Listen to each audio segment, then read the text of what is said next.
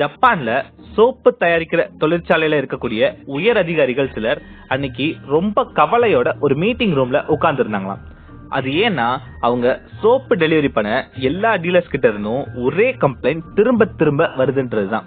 அது என்னன்னா, அந்த சோப் கம்பெனி நார்மல் சோப்பு கவர்ல இல்லாம சோப்பு பெட்டி மாதிரி இருக்கும்ல, அதுலதான் சோப்பு டெலிவரி பண்ணுவாங்களாம். ஆனா சில சோப்பு கவர்கள்ல வெறும் கவர் மட்டும்தான் இருக்கு, உள்ள ஓபன் பண்ணி பார்த்தா சோப்பை காணோம்.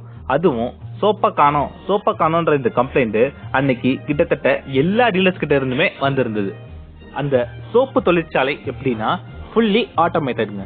சோப்பு தயாரிக்க தேவையான மூலப்பொருட்களை உள்ள அனுப்புனா மட்டும் போதும், எல்லாம் சரியான விகிதத்துல கலந்து சோப்பா மாறி காய வைக்கப்பட்டு வரிசையா லைன்ல வந்துடும்.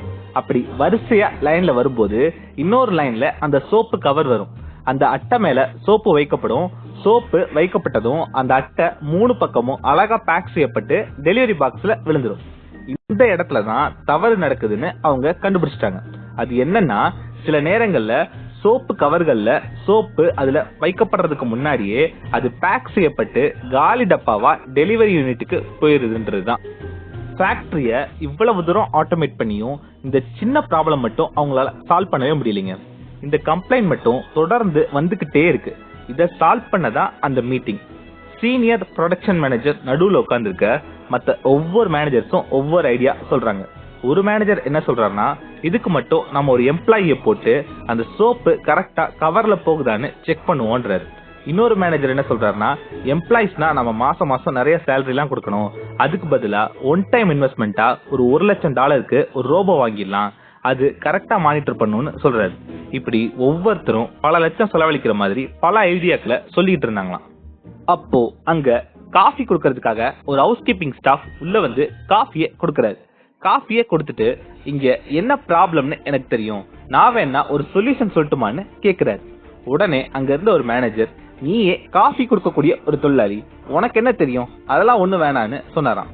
உடனே அப்ப அங்க இருந்த சீஃப் சீனியர் மேனேஜர் என்ன சொன்னார்னா, எப்பவுமே எந்த ஒரு விஷயத்தையும் யார் சொல்றா, அவனோட தகுதி என்ன, அவன் இதை ஃபாலோ பண்றானா பாக்காதீங்க, அந்த விஷயத்த நாம ஃபாலோ பண்ணா நமக்கு ப்ராஃபிட்டா லாஸான்னு மட்டும் யோசிங்கன்னு சொன்னாராம்.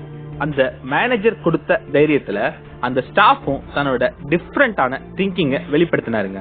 அது என்னன்னா, சோப்பு கவர்ல வச்சு வர்ற அந்த இடத்துக்கிட்ட ஒரு ஹை ஸ்பீட் டேபிள் ஃபேனை வச்சிடலான்றதுதான். கவர்ல சோப்பு இருந்துச்சுன்னா அது நெக்ஸ்ட் டெலிவரி யூனிட்டுக்கு போயிடும். சப்போஸ் சோப்பு இல்லாம எம்டி கவரா இருந்துச்சுன்னா டேபிள் ஃபேன்ல அடிக்கிற காத்துக்கு அந்த எம்டி கவர் தானாவே கீழே விழுந்துரும்ன்றதுதாங்க. பல லட்சம் ரூபாய் செலவழிக்க வேண்டிய இடத்துல வெறும் $900 டேபிள் ஃபேன்ல முடிச்சிட்டாரு பாத்தீங்களா. இதுதாங்க டிஃபரெண்ட் திங்கிங். ப்ராப்ளம் எவ்வளவு பெருசா வேணா இருக்கலாம், ஆனா சொல்யூஷன் எப்பவுமே ரொம்ப சிம்பிளா தான் இருக்கும். தீர்க்க முடியாத ப்ராப்ளம் எதுவுமே இல்ல, நீங்க மட்டும் கொஞ்சம் டிஃபரெண்டா யோசிங்க.